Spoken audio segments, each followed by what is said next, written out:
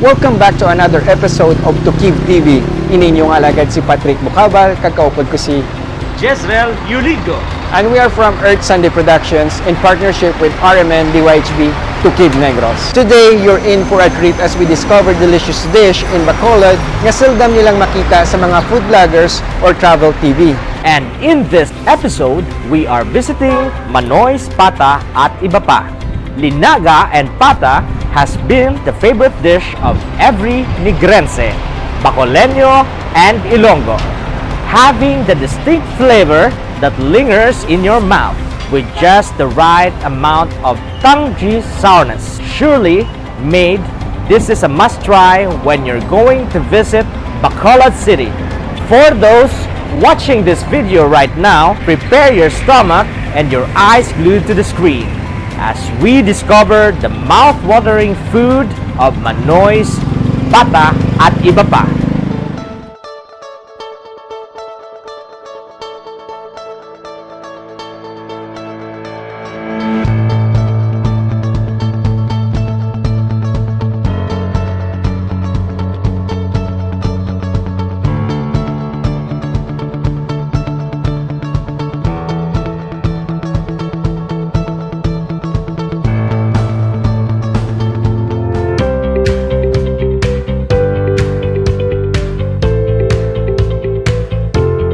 Starting out from her love of home cooking to ease the loneliness of her husband, Sonia Tiu started her humble eatery along Taculing Road in October of 2016.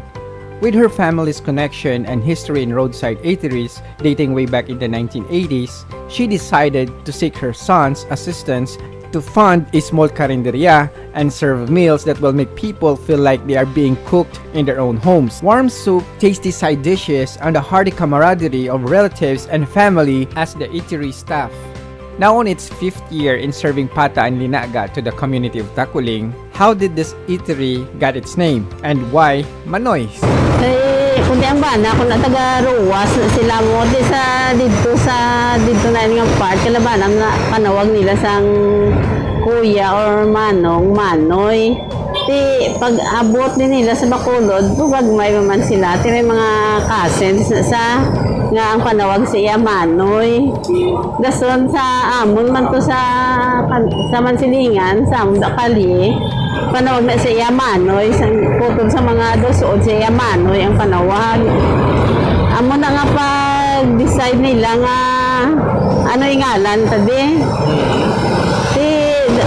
Mo man sila ginakuan nga amo ni. Sa ulis ning ko Manoy na lang Manoy na lang siya ko sa kay Earl. Amo na. Sige lang Manoy's Manoy's at iba pa. Amo na. Si ang amon di nga kuan gid linaga kag linaga kag pata. Amo ginadi ang ginakuan sang tao. Tigin okda na lang namon sang iba nga mga lutong bahay kay yung mga tao di ga pangita gid sang amo na nga mga putahe nga kuan. So ti adlaw-adlaw do amo na minstay na lang na siya may galain man da kon ka isa pero usually amo na gid lang sang gina kuan namon kay ti daw amo na din ginakuan sang tao.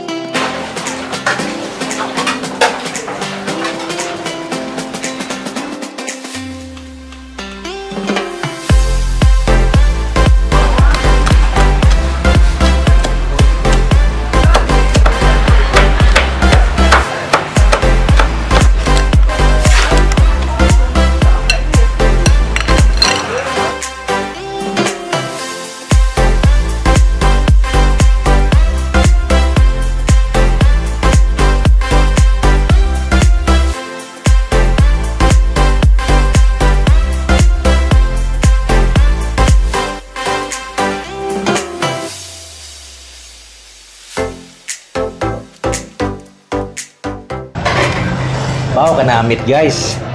No? Try nyo, Manoy's Pata. Sabaw pa lang, sudan na. Saboroso gid nami ang pagtimpla sa sabaw.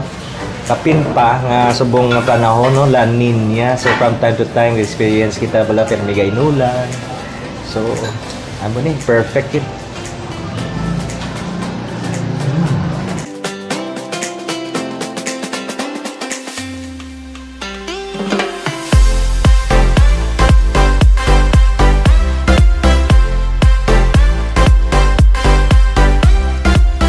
MANOY'S PATAHAN at Atbp is located in Taculing Road, right beside Bacolod City College, and the other branch is in Barangay Villamonte, right in front of Palawan Pawn Shop.